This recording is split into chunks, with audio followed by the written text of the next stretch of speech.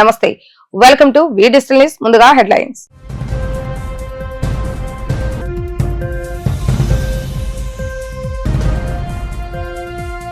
పెట్టుబడులు, మౌలిక వసతులు, ఉద్యోగాల కల్పనపై అసెంబ్లీలో మాట్లాడిన సీఎం చంద్రబాబు నాయుడు వైఎస్ఆర్సీపీ హయాంలో అనేక కంపెనీలను తరిమేశారని, ప్రస్తుతం దేశంలో 25.6% పెట్టుబడులు ఒక ఏపీకే వచ్చాయని వెల్లడి.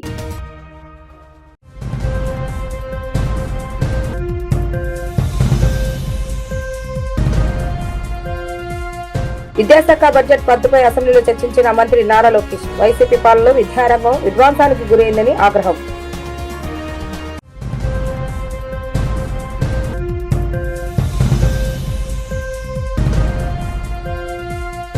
రాష్ట్ర సచివాలయంలో ఆప్కో ప్రత్యేక చేనేత స్టాల్ ప్రారంభించిన మంత్రి సవిత, నేతలకు నిరంతర ఉపాధి కల్పించాలన్నదే కూటమి ప్రభుత్వ లక్ష్యమని వ్యాఖ్య.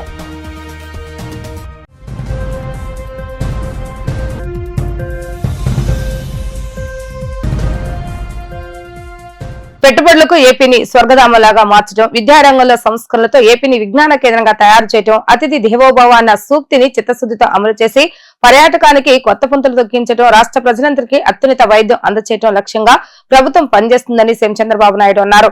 అన్ని రంగాల్లో వైఎస్ఆర్సీపీ చేసిన విధ్వంసాన్ని సరిదిద్ది ప్రగతిని పట్టాలెక్కించేందుకు చిత్తశుద్ధితో కృషి చేస్తున్నట్లుగా ఆయన తెలిపారు. రాష్ట్ర బడ్జెట్ లో పెట్టుబడులు, మౌలిక సదుపాయాలు, ఐటీ ఉద్యోగాల కల్పన, వైద్య విద్య తదితర రంగాలకు కేటాయింపులపై సీఎం చంద్రబాబు నాయుడు శాసనసభలో మాట్లాడారు.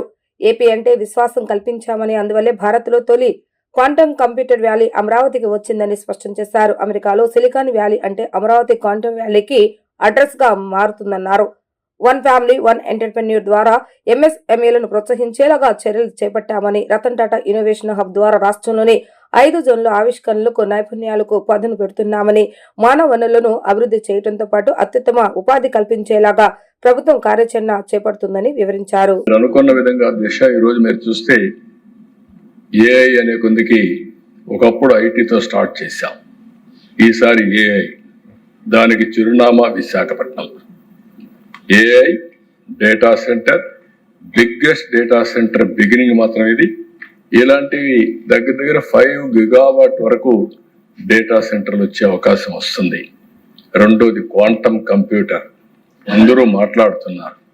ఇండియాలో ఫస్ట్ క్వాంటమ్ కంప్యూటర్ అమరావతికి వచ్చింది. అమెరికాలో సిలికాన్ వ్యాలీ ఉంది, ఇండియాలో క్వాంటమ్ వ్యాలీ ఉంది. ఆ క్వాంటమ్ వ్యాలీకి చిరునామా మన అమరావతిని మరొకసారి విజ్ఞప్తి చేస్తున్నాను. దేశ రాయలసీమలో స్పేస్ సిటీ ఏర్పాటు చేస్తున్నాం, డ్రోన్ సిటీకి వెళ్తున్నాం, ఎలక్ట్రానిక్ సిటీ పెడుతున్నాం, ఏరోస్పేస్ పోతున్నాం. ఏది వచ్చినా కూడా నెక్స్ట్ లెవెల్ ఆఫ్ టెక్నాలజీ కూడా అడాప్ట్ చేసుకొని ముందుకు పోతామని తెలియజేసుకుంటూ, ఈ ప్రభుత్వ ఆలోచన ఒకటి, 20 లక్షల ఉద్యోగాలు ఇప్పిస్తామని చెప్పాం. 20 లక్షలే కాదు, 20 లక్షల ప్లస్ వస్తాయి తప్ప ఒక్క ఉద్యోగం కూడా తగ్గే పరిస్థితి ఉండదని చెప్పి తెలియజేస్తున్నా. అందుకే ఒక మాట చెప్పాం, వన్ ఫ్యామిలీ వన్ ఆంటర్ప్రెన్యూర్. ఇక్కడ ఉండే మెంబర్స్ ఉందని కోరుతున్నాం.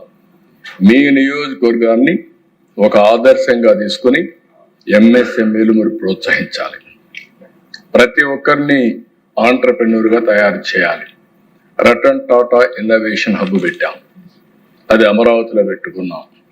5 జోన్స్లో 5 స్పోక్ మోడల్ పెట్టాం. విశాఖపట్నం, రాజమండ్రి, విజయవాడ, అదే మరి తిరుపతి, అనంతపూర్. ఈ 5 జోన్లో కూడా ఒక ఇండస్ట్రీని లీడ్ చేయమంటున్నాం. ఒక నాలెడ్జ్ పార్ట్నర్గా ఒక యూనివర్సిటీని పెట్టాం. ఇంకొక పక్కన అక్కడ వెంచర్ క్యాపిటల్ కానీ, బ్యాంకులు కానీ వాళ్ళందరూ సహకారం తీసుకుంటున్నాం. అల్టిమేట్ గా ఒకే ఆలోచన, ఆ ఆలోచన వన్ ఫ్యామిలీ వన్ ఆంటర్ప్రెన్యూర్. ప్రతి ఒక్క ఇంట్లో ఒక పారిశ్రామికవేత్త తయారు చేయాలని, ఎంఎస్ఎంఈని తయారు చేయాలనే ఉద్దేశంతో ముందుకు పోతున్నానని తెలియజేసుకుంటున్నా. వైసీపీ పాలనలో అన్ని రంగాలు మాదిరిగానే విద్యారంగం కూడా విధ్వంసానికి గురి అయిందని మంత్రి నారా లోకేష్ అన్నారు.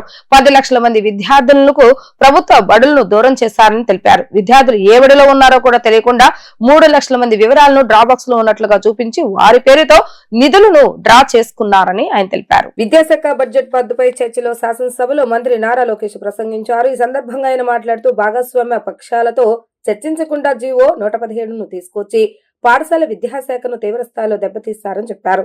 ప్రభుత్వ పాఠశాల బలోపేతానికి ఎమ్మెల్యేలంతా బాధ్యత తీసుకోవాలని సూచించారు. నియోజకవర్గంలో ఒక్క పాఠశాలలో అయినా కనీసం 1000 మంది విద్యార్థులు ఉండేలాగా చేయాలని సూచించారు. ప్రతి వారం కనీసం ఒక పాఠశాలను సందర్శించండి. అక్కడ ఏవైనా లోటుపాట్లుంటే నేరుగా నాకు మెసేజ్ చేయండి. సరిదిద్దుకుందాం. మనమంతా కలిసి ఏపీ విద్యను దేశానికే మోడల్ గా నిలపాలి అని ఎమ్మెల్యేలకు ఆయన సూచించారు. నాకు ఇచ్చారు గౌరవ ముఖ్యమంత్రి గారు, గౌరవ ఉప ముఖ్యమంత్రి గారు. ఒక బాధ్యతగా నేను నిర్వహిస్తున్నా. సభ్యులందరూ తెలుసు. ఏ ఇష్యూ ఉన్నా మీరు నాకు వాట్సాప్ మెసేజ్ పెడితే ఎట్లా స్పందిస్తాను, ఎట్లా పరిష్కరిస్తానో. కలిసికట్టుగా ఒక బెస్ట్ మోడల్ ఆఫ్ ఎడ్యుకేషన్ మనం తీసుకొద్దాం. మనం ఎంతసేపు ఇతర రాష్ట్రాలు చూసి నేర్చుకోవాలనుకున్న దగ్గర నుంచి ఇతర రాష్ట్రాలు మనం చూసుకుని ఎస్ ఆంధ్రాలో ఒక మోడల్ ఉంది, దీనివల్ల ఫలితాలు వస్తున్నాయి అన్న లక్ష్యంగా మనం అందరం పనిచేయాల్సిన అవసరం ఉంది. కేవలం ఒక లోకేష్ వల్లనే సాధ్యం కాదు. 175 మంది శాసనసభ్యులు, తెలుగుదేశం, జనసేన, భారతీయ జనతా పార్టీ, ఇన్ఫాక్ట్ ఈయన వైకాపా శాసనసభ, అందరం కలిసికట్టుగా పనిచేయాల్సిన అవసరం ఉంది. ప్రభుత్వ పాఠశాలల్ని, విశ్వవిద్యాలయాల్ని, ప్రభుత్వ గ్రంథాలయాల్ని అన్ని బలోపేతం చేస్తేనే మన సమాజాన్ని ముందలు తీసుకెళ్తాం. నైతిక విలువలు కూడిన సమాజం మనం ఏర్పాటు చేసుకోగలుగుతాం అని గౌరవ సభ్యులు తెలియజేసుకుంటూ, అనేక మార్లు నాకు మీరు మెసేజ్ పెట్టారు, ఫీడ్బ్యాక్ ఇచ్చారు, పాజిటివ్ గా తీసుకున్నాం. అన్ని ఎక్కడన్నా తప్పులు చేస్తే సరిదిద్దుకుంటున్నాం. మేము కూడా మనుషులమే. తీసుకునే 10 నిర్ణయాలు 3 తప్పు అవుతాయి. కానీ తప్పైన నిర్ణయాలు సరిదిద్దుకునేదానికి ప్రజాప్రభుత్వం సిద్ధంగా ఉంది. దాంట్లో ఎలాంటి సందేహం లేదు. అది గౌరవ ముఖ్యమంత్రి గారు, మంత్రులు కూడా చాలా సీరియస్ గా చెప్తాం జరుగుతుంది. అదే స్పిరిట్ తో మేము పనిచేస్తాం. ఆంధ్ర మోడల్ ఆఫ్ ఎడ్యుకేషన్ ప్రపంచానికి చూపించాల్సిన బాధ్యత మన అందరి పైన ఉందని గౌరవ సభ్యులందరికీ తెలియజేసుకుంటూ, మీ సహకారం నాకు ఉంటుందని ఈ సభాముఖంగా నేను కోరుకుంటూ, ఇప్పుడే మా సెక్రటరీ గారు ఒక నోట్ పంపించారు అధ్యక్ష. ఎందుకు నవ్వుతున్నానంటే ఇప్పటికీ కొన్ని రాష్ట్రాలు ఆంధ్ర రాష్ట్రానికి వచ్చి చూస్తున్నారు అధ్యక్ష. ఎందుకంటే ప్రత్యేకంగా ధర్మేంద్ర ప్రధాన్ గారే చెప్తున్నారు, ఆంధ్ర రాష్ట్రంలో సంస్కరణ తీసుకొచ్చారు, 1 క్లాస్ 1 టీచర్ బాగా చేస్తున్నారు, మీరు వెళ్ళి చూడండి అని చెప్తున్నారు. ఇతర రాష్ట్రం ఇప్పటికీ 2 రాష్ట్రాల నుంచి వచ్చారు అధ్యక్ష, మిగతా రాష్ట్రాలు కూడా వస్తున్నారు. మా అధికారులు కూడా నేను చెప్పేది ఒకటే, ఇతర రాష్ట్రాలే కాదు ఇతర దేశాల నుంచి ఎడ్యుకేషన్ డిపార్ట్మెంట్లు వచ్చి ఎస్ ఆంధ్ర రాష్ట్రంలో బాగా చేస్తున్నారని చూసి ఇక్కడ మనం ఏదైతే అమలు చేస్తున్నాం వాళ్ళు అమలు చేస్తే ఆ రోజు తగిన న్యాయం చేసిన వారు అవుతామని మా అధికారులు కూడా, నేను గ్యాలరీలో వాళ్ళు కూడా ఉన్నారు, వాళ్ళు కూడా నేను తెలియజేస్తున్నా. ఒక కమిట్మెంట్, ఒక ప్యాషన్ తో మేము అందరం పనిచేస్తున్నాం. జాతీయ మహిళా దినోత్సవం సందర్భంగా రాష్ట్ర సచివాలయంలో ఆప్కో ప్రత్యేక చేనేత స్టాల్స్ ను ప్రారంభించినట్లుగా రాష్ట్ర చేనేత జౌళి శాఖ మంత్రి ఎస్ సవిత తెలిపారు. 50% డిస్కౌంట్స్ పై రాష్ట్రంలో తయారవుతున్న ప్రపంచ ప్రఖ్యాతిగాంచిన పట్టు చీరలు, ఇతర చేనేత చీరలు, అలాగే రెడీమేడ్ వస్త్రాలను విక్రయించనున్నామని అన్నారు. నేతలకు నిరంతర ఉపాధి కల్పించాలన్న లక్ష్యమే కూటమి ప్రభుత్వం ధ్యేయమని అన్నారు. రాష్ట్ర సచివాలయంలోని 4వ బ్లాక్ వద్ద 3 చేనేత స్టాల్స్ ను మంత్రి సవిత ప్రారంభించారు. ఈ సందర్భంగా స్టాల్లో ఏర్పాటు చేసిన చేనేత ఉత్పత్తులను పరిశీలించారు. అనంతరం ఆమె విలేకరులతో మాట్లాడుతూ రాష్ట్ర సచివాలయ మహిళా ఉద్యోగుల వినతి మేరకు ప్రత్యేక చేనేత స్టాల్స్ ను ఏర్పాటు చేసినట్లుగా వెల్లడించారు. రానున్న జాతీయ మహిళా దినోత్సవం సందర్భంగా అన్ని చేనేత ఉత్పత్తులను 50% డిస్కౌంట్ పై విక్రయించనున్నట్లుగా వెల్లడించారు. ఈ నెల 10వ తేదీ వరకు ఈ స్టాల్స్ ను కొనసాగించనున్నట్లుగా తెలిపారు. ఈ స్టాల్లో ప్రఖ్యాతిగాంచిన వెంకటగిరి, గద్వాల్, మదనపల్లి, ఉప్పాడ, ధర్మవరం, మంగళగిరి పట్టు, కాటన్ చీరలు, షర్ట్లు, ఇతర రెడీమేడ్ చేనేత వస్త్రాలు విక్రయిస్తున్నామని అన్నారు. రాష్ట్రంలో చేనేత రంగ అభివృద్ధికి కూటమి ప్రభుత్వం అధిక ప్రాధాన్యత ఇస్తుందని అన్నారు.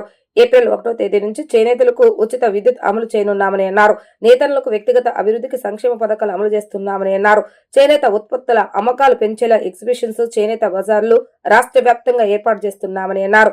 ఏపీ బడ్జెట్ సమావేశాల సందర్భంగా అసెంబ్లీ ఆవరణలో వారం రోజుల పాటు ఏర్పాటు చేసేటటువంటి చేనేత స్టాళ్లకు విశేష స్పందన లభించిందని అన్నారు. మంత్రులు, ఎమ్మెల్యేలు, ఎమ్మెల్సీలు, వారి యొక్క అనుచరులు, ఉద్యోగులు చేనేత వస్త్రాల కొనుగోలుకు ముందుకొచ్చారని అన్నారు. సచివాలయంలో ఏర్పాటు చేసిన స్టాళ్లకు ఉద్యోగుల నుంచి మంచి స్పందన వస్తుందన్నారు. చేనేత ఉత్పత్తుల అమ్మకాలు పెంచి నేతలకు 365 రోజుల పాటు ఉపాధి కల్పించాలన్నదే తమ ప్రభుత్వ లక్ష్యమని అన్నారు. ఇంద్రకీలాద్రిపై వేంచేసి ఉన్న శ్రీ కనకదుర్గమ్మ వారి సన్నిధిలో 12 ఏళ్ల తర్వాత వచ్చే మహా కుంభాభిషేక మహోత్సవాలను విజయవంతంగా నిర్వహించేందుకు ప్రభుత్వ యంత్రాంగం చిత్తశుద్ధితో కృషి చేస్తుందని మంత్రి ఆనం రామనారాయణ రెడ్డి తెలిపారు. ఈ ఆధ్యాత్మిక ఘట్టాన్ని అత్యంత భక్తి శ్రద్ధలతో విజయవంతంగా నిర్వహించేందుకు అన్ని ఏర్పాట్లు చేస్తున్నామని ఆయన వివరించారు. ఇంద్రకీలాద్రిపై కొలువు తీరిన శ్రీ కనకదుర్గమ్మ వారి ఆలయ మహా కుంభాభిషేక మహోత్సవాలు ఈ నెల 6వ తేదీ నుంచి 8వ తేదీ వరకు నిర్వహిస్తున్న సంగతి తెలిసిందే. ఈ ఉత్సవ ఏర్పాట్లను దేవాదాయ మంత్రి ఆనం రామనారాయణ రెడ్డి, ఎమ్మెల్యే సుజనా చౌదరి, దేవాదాయ శాఖ principal secretary Hari Jawahar Lal, commissioner Ramachandran Mohan తో కలిసి ఏర్పాట్లను పరిశీలించడం జరిగింది. కుంభాభిషేకానికి జరుగుతున్న సన్నాహాల గురించి దేవస్థాన ఈవో సేనానాయక్, చైర్మన్ బొడ్డ రాధాకృష్ణ మంత్రికి వివరించారు. అనంతరం మంత్రి పాలక మండలి కార్యాలయంలో ఏర్పాటులో అధికారులతో కలిసి ఆయన సమీక్షించారు. ఈ సందర్భంగా మంత్రి రామనారాయణ రెడ్డి మాట్లాడుతూ 12 ఏళ్ల తర్వాత జరుగుతున్న అమ్మవారి ఆలయ మహా కుంభాభిషేక మహోత్సవాలకు భక్తులు వేలాదిగా తరలివచ్చే అవకాశం ఉందన్నారు. వారికి అసౌకర్యం కలగకుండా అన్ని ఏర్పాట్లు చేయాలని అధికారులను ఆదేశించారు. క్యూలైన్ల ఆధునీకరణ, త్రాగునీటి సరఫరా, అన్నప్రసాదం, లడ్డు ప్రసాదం పంపిణీ, కౌంటర్ల ఏర్పాట్లు, శానిటేషన్ వంటి అంశాలపై దృష్టి సారించాలని సూచించారు. ఎమ్మెల్యే సుజనా చౌదరి మాట్లాడుతూ అమ్మవారి ఆలయంతో సహా మహా కుంభాభిషేక మహోత్సవాలు ఎలాంటి లోటుపాట్లు జరగకుండా నిర్వహించాలని సూచించారు. అధికారులు ఎప్పటికప్పుడు పర్యవేక్షిస్తూ భక్తులకు మెరుగైన వసతులు అందేలాగా చర్యలు చేపట్టాలని అన్నారు. దేవాదాయ శాఖ principal secretary Hari Jawaharlal, commissioner Ramachandramohan మాట్లాడుతూ 12 ఏళ్ల తర్వాత జరుగుతున్న మహా కుంభాభిషేక మహోత్సవాలు విజయవంతం చేసేందుకు అన్ని ఏర్పాట్లు చేయాలని అధికారులను వారు ఆదేశించారు. దేవస్థాన ఈవో సేనానాయక్, చైర్మన్ బొడ్డ రాధాకృష్ణ మాట్లాడుతూ మహా కుంభాభిషేక మహోత్సవాలకు అన్ని ఏర్పాట్లు పూర్తయ్యాయని వివరించారు. ఆధ్యాత్మిక వాతావరణం ఉట్టిపడేలాగా అన్ని చర్యలు తీసుకుంటున్నట్లుగా తెలియజేశారు. శ్రీ దుర్గా మల్లేశ్వర స్వామి ఆలయంలో కనకదుర్గమ్మ వారి యొక్క ఆశీస్సులతో కుంభాభిషేకం జరగబోతూ ఉంది. 12 సంవత్సరాలకు ఒకసారి శుద్ధి చేసి తిరిగి పవిత్రంగా శక్తివంతమైనటువంటి ఆ తల్లి యొక్క శక్తిని మళ్ళీ దానికి చేకూర్చి మధ్యకాలంలో ఏవైనా చిన్న చిన్న తప్పులు, పొరపాట్లు జరిగినా వాటన్నిటి దోషాలను తొలగించి పరమ పవిత్రమైనటువంటి మహాశక్తిగా కనకదుర్గమ్మ వారి యొక్క కుంభాభిషేకాలని 6, 7, 8 3 రోజుల పాటు నిర్వహించడానికి ఆగమ శాస్త్రవేత్తలు, ఆగమ పండితులు, అలాగే ఈ ఆలయ పాలకవర్గం, చైర్మన్ గారు, సభ్యులు, రాష్ట్ర దేవాదాయ శాఖ అధికారులు, ప్రిన్సిపల్ సెక్రటరీ గారు, కమిషనర్ గారు, అలాగే స్థానిక శాసనసభ్యులు చౌదరి గారు, పార్లమెంట్ సభ్యులు చిన్ని గారు అందరం కలిసి ఈ కార్యక్రమాన్ని విజయవంతంగా చేయాలనే ఉద్దేశంతోనే గౌరవ ముఖ్యమంత్రి గారికి ఆహ్వానం పలకడం జరిగింది. ఇప్పటికే కంచి పీఠాధిపతులైనటువంటి శ్రీ శంకరాచార్యులు వారిని కూడా ఆహ్వానించడం జరిగింది. వాస్తవానికి గతంలో వారు నిర్దేశించినటువంటి కార్యక్రమంగానే ఈ తేదీలను ఖరారు చేసి ఈరోజు ఈ కార్యక్రమాన్ని పెట్టుకుంటూ ఉన్నాం. దానికి ముందస్తుగా శాసనసభ్యులు, నేను, పాలకవర్గం, చైర్మన్ గారు, మా దేవాదాయ శాఖ ప్రిన్సిపల్ సెక్రటరీ గారు, కమిషనర్ గారు అందరం కలిసి ఇక్కడికి వచ్చాం. ఏర్పాట్లను చూస్తూ ఒక్కొక్కటిగా ఏమైనా చిన్న చిన్న మార్పులున్నా, చిన్న చిన్న సమాచార లోపాలున్నా సరిచేసుకొని ఈ యొక్క కార్యక్రమాన్ని వైభవపేతంగా చేయాలనేటువంటి లక్ష్యంతో పనిచేస్తుంది. రామనారాయణ రెడ్డి గారు చెప్పినట్లు ఈ మహాకుంభాభిషేకం ఏర్పడడం జరుగుతుంది. అన్నిటికంటే ముఖ్యంగా నేను కోరుకుంది ఏంటంటే అమ్మవారి చల్లవతో ఇప్పుడు ప్రపంచంలో జరుగుతున్న యుద్ధ వాతావరణం నుంచి బయటపడేసి శాంతిని కల్పించాలని చెప్పి, అమ్మవారి దీవెనలు కావాలని చెప్పి, ఇంకా ఎక్కువగా పూజించాలి అని చెప్పి మాత్రం నేను మన పూజారులందరినీ కూడా కోరటం జరిగింది. తిరువూరు నెమలి శ్రీ వేణుగోపాల స్వామి వారి కళ్యాణ మహోత్సవంలో తిరువూరు ఎమ్మెల్యే వ్యవహరించిన తీరు పూర్తిగా అభ్యంతకరమైనదని, స్వామివారికి అఘోరమైనదిగా ఆంధ్రప్రదేశ్ రాష్ట్ర సామాజిక సంక్షేమ బోర్డు చైర్మన్ పోతుల బాలకోటియా వ్యాఖ్యానించారు. ఆలయ సంప్రదాయాలను తొంగలో తొక్కి ఎంపీ కేశవ శివనాథ్ చేతిలో ఉన్న పట్టు వస్త్రాలను లాక్కొని తిరిగి మళ్లీ ఎంపీపైనే తప్పుడు ప్రచారం చేస్తుండటాన్ని ఆయన తప్పుపట్టారు. విజయవాడలోని సామాజిక సంక్షేమ బోర్డు కార్యాలయంలో ఆంధ్రప్రదేశ్ రాష్ట్ర సామాజిక సంక్షేమ బోర్డు చైర్మన్ పోతుల బాలకోటయ్య పాత్రికేయుల సమావేశం నిర్వహించడం జరిగింది. ఈ సందర్భంగా ఆయన మాట్లాడుతూ 2025లో ఆలయ అధికారుల ఆహ్వానం మేరకు ఎంపీ కేశవ శివనాథ్ సతీ సమేతంగా స్వామివారికి పట్టు వస్త్రాలు సమర్పించారని, అప్పుడు తిరువూరు ఎమ్మెల్యే తలంబ్రాలు సమర్పించారని గుర్తు చేశారు. ఈ ఏడాది సాంప్రదాయం ప్రకారమే ఆలయ అధికారుల ఆహ్వానం మేరకు ఎంపీ వెళ్లారని, ఎంపీ చేతులు ఉన్న పట్టు వస్త్రాలను బలవంతంగా లాక్కొని ఎమ్మెల్యే పరుగు తీశాడని చెప్పారు. ఆలయ ప్రతిష్టకు స్వామివారి కళ్యాణ మహోత్సవానికి ఎలాంటి విఘాతం కలగకూడదని ఎంపీ మౌనంగా ప్రజల మధ్య కూర్చొని కార్యక్రమాన్ని విజయవంతంగా జరిపించారని తెలిపారు. ముగ్గురిని కొట్టి మొగసాల కెక్కిన చందంగా ఎమ్మెల్యే నిజాలను దాచేసి ఆలయ అధికారులను బెదిరించి తనపై ఎంపీ దౌర్జన్యంగా తన చేతిలో ఉన్న పట్టు వస్త్రాలు లాక్కున్నాడని ప్రచారం చేయటం అవాస్తవమని అన్నారు. పదే పదే దళిత కార్డును అడ్డం పెట్టుకుని రక్షణ పొందే ప్రయత్నాలు చేస్తున్నారని అన్నారు. ఎన్నికలకు ముందు తిరువూరు ఎమ్మెల్యేకు తిరువూరు ఎలలు తెలియవని, ఎంపీ కృషితోనే ఎమ్మెల్యే గెలుపు సాధ్యమైందని చెప్పారు. వందల కొద్ది దళిత నాయకులు ఉన్న తిరువూరు ఎమ్మెల్యే సీటు మీకు మాత్రం ఎందుకు ఇచ్చారో సమాధానం చెప్పాలని డిమాండ్ చేశారు. మీరు స్పష్టంగా తిరువూరు ఎమ్మెల్యే చెప్తున్న మాట ఏంటంటే, గత ఏడాది దేవాలయ అధికారులు ఆధ్వర్యంలో నేను పట్టు వస్త్రాలు సమర్పించాను. విజయవాడ ఎంపీ కేసీఆర్ చిన్ని గారు గెస్ట్గా వచ్చి నా పక్కన కూర్చున్నాడు. ఈ ఏడాది అధికారులను బెదిరించి పట్టు వస్త్రాలు సమర్పించే అందుకు వచ్చాడు. ఇదమ్మా జరిగింది. ఇది చెప్తున్న మాట. మిత్రులారా, గత ఏడాది కేశినేని శివనాథ్ గారు స్వామివారి ఆలయంలో వెండి పళ్ళెంతో పట్టు వస్త్రాలు సమర్పిస్తున్న ఫోటో. ఆ పక్కనే తిరువూరు ఎమ్మెల్యే గారు కూడా సతీ సమేతంగా ఉన్నారు. దీనిని ఏమంటారు తిరువూరు ఎమ్మెల్యే గారు? నేను అడుగుతున్నాను. Andhra Pradesh social welfare board chairman బాలకోటయ్యగా ఏమంటారు? ఇదిగోండి, ఆ రోజు మీడియా సమావేశంలో ఎంపీ గారు మాట్లాడుతుంటే ఇదిగోండి మీరు పక్కనే మాట్లాడుతున్నారు. దీనిని ఏమంటారు?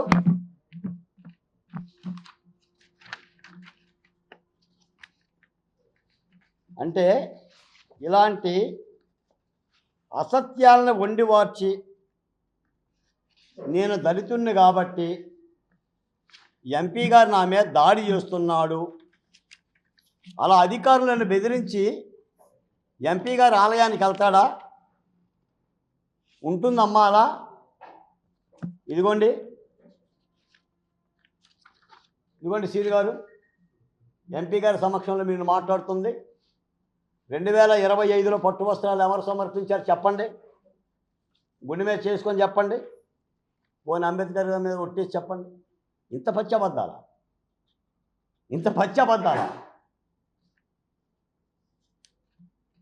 ఇదిగోండి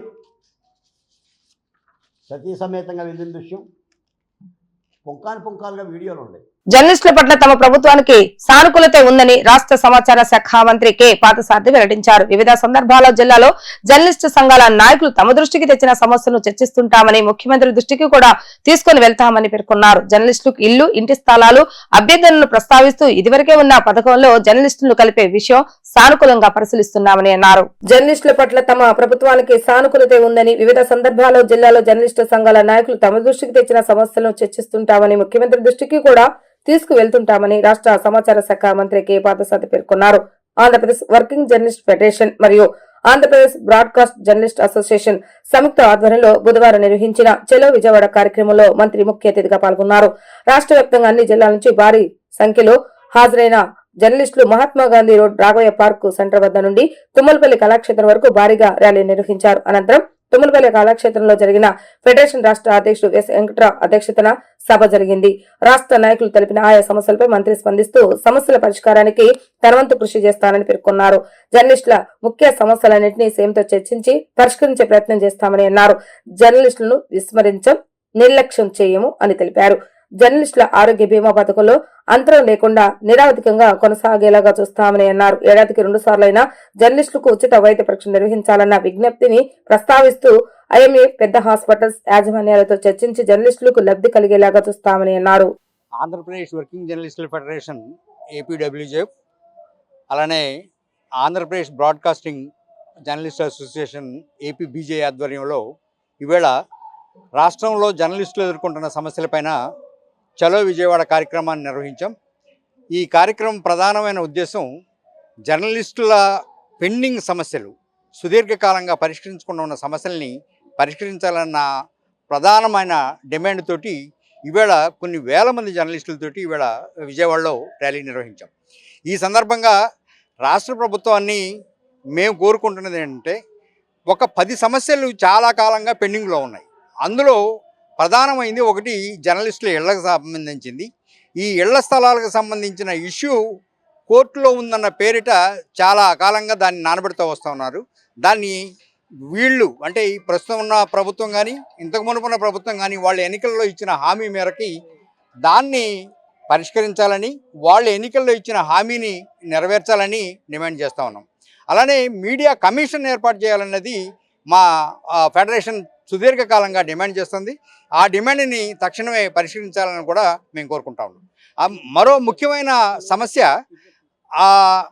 రాష్ట్రంలో ఉన్న అక్రిడేషన్ దీనికి సంబంధించిన విధి విధానాలకు సంబంధించిన దానిలో కొన్నిటిని మార్చి కొందరికి రాకుండా చేశారు అని చిన్న పత్రికలు చాలా ఆవేదన వ్యక్తం చేస్తూ ఉన్నాయి. ఆ సమస్యను కూడా పరిష్కరించాలని మేము కోరుకుంటా ఉన్నాం. రైల్వే పాసులకు సంబంధించి, ఇళ్ల స్థలాలకు సంబంధించి, హౌస్ సైట్స్కి సంబంధించి, అలానే పెన్షన్కి సంబంధించి ఇది చాలా కాలంగా పెండింగ్లో ఉన్న సమస్యలు ఇవి. వీటిని తక్షణమే దృష్టి సారించాలని చెప్పి ఆంధ్రప్రదేశ్ వర్కింగ్ జర్నలిస్టుల ఫెడరేషన్ కోరుకుంటుంది. అలానే జర్నలిస్టులకు సంబంధించిన ఇంకొక ప్రధానమైన సమస్య సుదీర్ఘకాలంగా మన రాష్ట్రంలో కూడా నడుస్తూ ఉంది.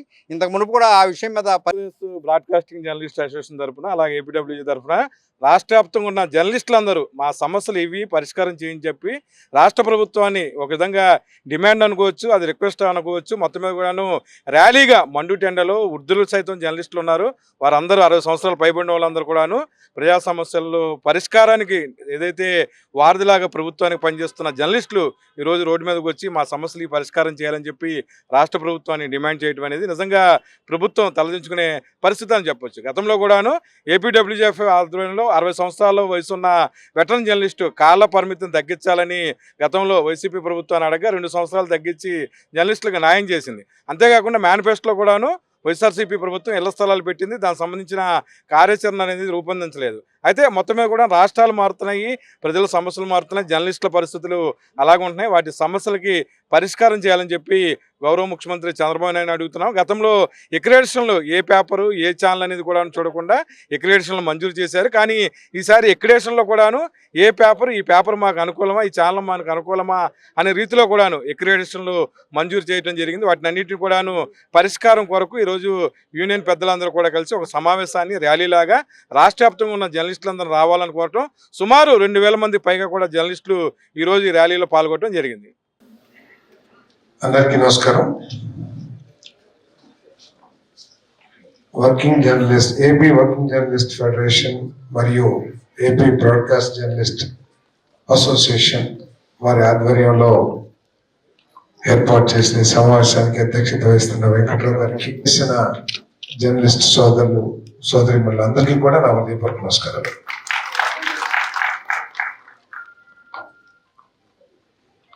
ఇందాక ఆంజనేయ గారు మాట్లాడుతూ మేము కోరిన వెంటనే మంత్రి గారు వచ్చారని చెప్పారు. నేను మీరు కోరిన వెంటనే కాదు, మీలో ఒకటిగా భావించి వచ్చానని చెప్పేసి సవినయంగా మనం చేస్తాం. వేదిక మీదకి వచ్చేటప్పుడు తప్పెట్లు కొడితే ఆనందిస్తాం ఎవరైనా, కానీ వారు చేసిన కామెంట్కి కొంచెం భయం వేసింది. గట్టిగా తప్పెట్లు కొట్టండి, వారి డిమాండ్స్ గట్టిగా వినిపిద్దామని చెప్పేసి. ఏదైనా కూడా ఆంజనేయ గారు చెప్పింది కానీ వెంకటరావు గారు చెప్పింది కానీ వాటిలో వాస్తవాలు లేవని చెప్పేసి నేను చెప్పనని చెప్పేసి కూడా మీకు మనం చేస్తాను. ఎందుకంటే ప్రజాస్వామ్యంలో జర్నలిజంకి జర్నలిస్టులకి ఉన్న పాత్ర ఏమిటో నేను చెప్పాల్సిన అవసరం లేదు. ప్రజాస్వామ్యం బలోపేతం కావాలన్నా, ప్రజల ఆకాంక్షలు ప్రజల సమస్యలకి ప్రథమ స్థానం పొందాలన్నా కూడా ఈ దేశానికి ఈ సమాజానికి జర్నలిస్టులు అత్యంత అవసరం అనే విషయంలో నాకు ఎటువంటి సందేహం లేదని కూడా నేను మనం చేస్తాను. నేను ఒక ప్రభుత్వం పరిపాలన పరంగా ప్రజా ఆమోదం పొందాలన్నా, లేదు ప్రజలు ఒక ప్రభుత్వం పబ్లిక్ పర్సెప్షన్ ఫేవర్ గా సంపాదించాలన్నా, నిరంతరం ప్రజా శ్రేయస్ కోసం పాటుపడుతున్న ప్రజా ప్రతినిధి ఎంపీ కేశన్ శివనాథ్ పై వైసీపీ ఎన్టీఆర్ జిల్లా అధ్యక్షుడు దేవినేని అవినాష్ అనుచిత వ్యాఖ్యలు చేయడాన్ని ఆయన తీవ్రంగా ఖండిస్తున్నామని రాష్ట్ర దుదేకల ఫైనాన్స్ కార్పొరేషన్ చైర్మన్ కె నాగుల వీర తెలిపారు. ఎంపీ అక్రమంగా సంపాదన చేస్తున్నారని అవినాష్ మాట్లాడటం అవగాహన లేని తనం అంటూ ఆరోపించారు. రాజకీయాల్లోకి రాకపూర్వమే కేసీఆర్ చిన్ని వ్యాపారవేత్తగా అమెరికా వంటి దేశంలో సైతం సాఫ్ట్వేర్ కంపెనీ నిర్వహించారని చెప్పారు. 1983లో టీడీపీ అవినాష్ కుటుంబానికి రాజకీయ భిక్ష పెట్టిందని గుర్తు చేశారు. సెటిల్మెంట్లకు కేర్ ఆఫ్ అడ్రస్ గా గుణదల దొడ్డిని పార్చారని దుయ్యబట్టారు. అవినీతికి పేటెంట్ హక్కులు ఉన్న వైసీపీలో చేరి దేవినేని అవినాష్ తన దొడ్డిని కూడా అవినీతికి కేర్ ఆఫ్ అడ్రస్ గా మార్చాడని విమర్శించారు. నీతిగా నిజాయితీగా ఉంటూ 2,85,000 ఓట్ల మెజారిటీతో గెలిచిన కేసీఆర్ చిన్ని గురించి మాట్లాడే అర్హత వైసీపీ నాయకులకు లేదని అన్నారు. అందరికీ నమస్కారం. ఎన్టీఆర్ జిల్లా వైఎస్ఆర్ పార్టీ అధ్యక్షుడు దేవినేని అవినాష్ గౌరవ పార్లమెంట్ సభ్యులు నాని గారి మీద, చిన్ని గారి మీద అనుచిత వ్యాఖ్యలు చేశాడు. మేము ఖండిస్తున్నాం. దేవినేని అవినాష్ను అన్నాడు, ఎంపీ గారు చిన్ని గారు అక్రమంగా సంపాదించారు, పరిష్కారాలు చేసి సంపాదించారు అని మాట్లాడుతున్నాడు. నేను దేవినేని అవినాశం సూటిగా అడుగుతున్నా. కేసినేని చిన్ని గారికి రాజకీయాల్లోకి రాకముందు ఇప్పుడు హైదరాబాదులో బ్రహ్మాండమైనటువంటి రియల్ ఎస్టేట్ వ్యాపారం ఉంది. అమెరికాలో సాఫ్ట్వేర్ కంపెనీ ఉంది. ఆయన సంపాదిస్తున్నాడు. అవినాష్ని అడుగుతున్నా, కొంతమంది మీ దగ్గర 100 కోట్లు ఉందంటున్నారు, కొంతమంది 1000 కోట్లు ఉందంటున్నారు. 1983లో తెలుగుదేశం పార్టీ మీకు రాజకీయ భిక్ష పెట్టింది. మీరు ఈ 100,000 కోట్లు మీరు ఏమి వ్యాపారాలు చేసి సంపాదించారని అడుగుతున్నారు. మీకు ఒక వ్యాపారం ఉందా? సెటిల్మెంట్లు అంటే కేర్ ఆఫ్ అడ్రస్ గుణదల దొడ్డి అని విజయవాడ నగర ప్రజలకు కాదు, రాష్ట్ర ప్రజలందరికీ తెలుసు. అవినాష్ నిక్కర్లు వేసుకుంటున్నప్పుడు అక్కడ ఉన్నటువంటి, ఇక్కడే నా పక్కన ఉన్నటువంటి బహుకుమార్ గారికి అక్కడ ఉన్నటువంటి విషయాలన్నీ తెలుసు. నాకంటే బాగా ఆయన చెప్పగలడు అక్కడ జరిగిన భాగవతం ఏంటో. కాబట్టి అవినీతికి పేటెంట్ మీరు. అవినీతిగా సంపాదించి ఈరోజు నిజాయితీగా ప్రజలకు సేవ చేయాలని విజయవాడ పార్లమెంటు సభ్యుడిగా అయ్యి ఎలక్షన్లకు ముందు ఒక మాట అన్నాడు చిన్ని, నేను మర్చిపోలేనట్టు ఒక మాట. నిన్న మొన్న జరుగుతున్న సంఘటనలను బట్టి ఏ రోజు ఎక్కడ ఏం జరిగినా వైసీపీ పార్టీలో అంటగాగుతున్న దేవినేని అనే అవినాష్ అనే వ్యక్తి ప్రతిరోజు తన సీటు తను ఎక్కడికి పోవాలి, ఎక్కడ ఉండాలి, ఎట్లా మాట్లాడితే నాకు ఆ సీటు ఇస్తారనే ఆలోచనలో తప్పితే కేసినేని చిన్ని గారిని అనే ప్రసక్తి కానీ కేసినేని చిన్ని గారిని ఎదుర్కొనే బలం కానీ అతని దగ్గర లేదనేది క్లియర్ కట్గా విజయవాడ ప్రజలందరికీ తెలుసు. విజయవాడ ప్రజలకే తెలియటం కాదు, అవినాష్ అనే వ్యక్తి నాకు తెలిసి ఎక్కడ ఉంచున్నా అసలు ఎమ్మెల్యేనే అవడం. ఎందుకు అవడంటే అతను ఎక్కడో తిన్నగా ఏ పార్టీలోనూ తెలుగుదేశం అధికారంలోకి వచ్చిన తర్వాత కాంగ్రెస్ పార్టీ నుంచి తెలుగుదేశం పార్టీలోకి వచ్చి అధికారం చెలాయించడానికి అలవాటు పడ్డాడు. మళ్ళీ వైసీపీ పార్టీ అధికారంలోకి వచ్చిన తర్వాత వైసీపీ పార్టీలోకి వచ్చి అధికారానికి అనుభవించడానికి అలవాటు పడినాడు. వాళ్ళు అధికారం ఉన్నంతసేపే వాళ్ళు నాయకులు. ప్రతిపక్షంలో పోరాటం కానీ ఒక చాట కానీ అతనికి అలవాటు లేదు.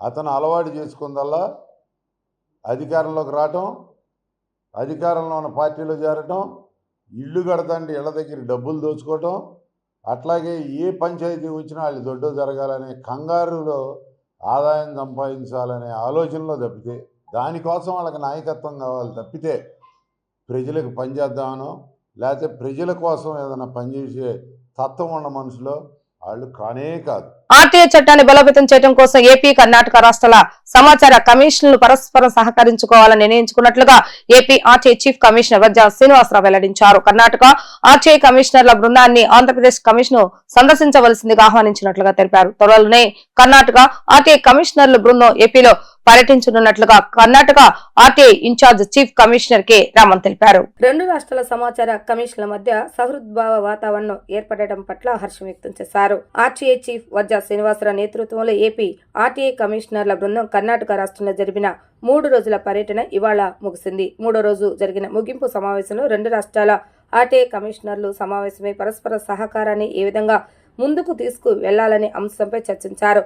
ఏపీఐసి నుంచి ఆర్టీఐ చీఫ్ కమిషనర్ వజ్జా శ్రీనివాసరావుతో పాటు ఇతర కమిషనర్లు doctor Rehana Begum, Gajula Addenna, Vanteru Ravibabu, doctor Udaya Bhaskar Reddy, VS Kalyana Chakravarthi, PS Naidu, Chavali Sunil పాల్గొన్నారు.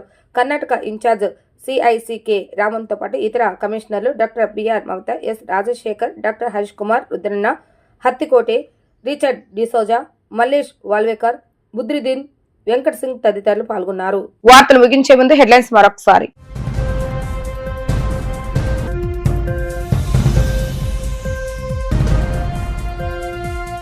పెట్టుబడులు, మౌలిక వసతులు, ఉద్యోగాల కల్పనపై అసెంబ్లీలో మాట్లాడిన సీఎం చంద్రబాబు నాయుడు వైఎస్ఆర్సీపీ హయాంలో అనేక కంపెనీలను తరిమేశారని, ప్రస్తుతం దేశంలో 25.6% పెట్టుబడులు ఒక ఏపీకే వచ్చాయని వెల్లడి.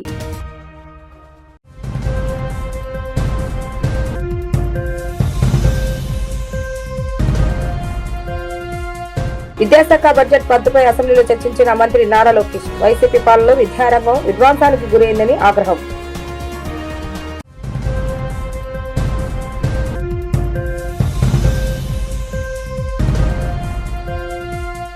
రాష్ట్ర సచివాలయంలో ఆప్కో ప్రత్యేక చేనేత స్టాల్ ప్రారంభించిన మంత్రి సవిత, నేతలకు నిరంతర ఉపాధి కల్పించాలన్నది కూటమి ప్రభుత్వ లక్ష్యమని వ్యాఖ్య.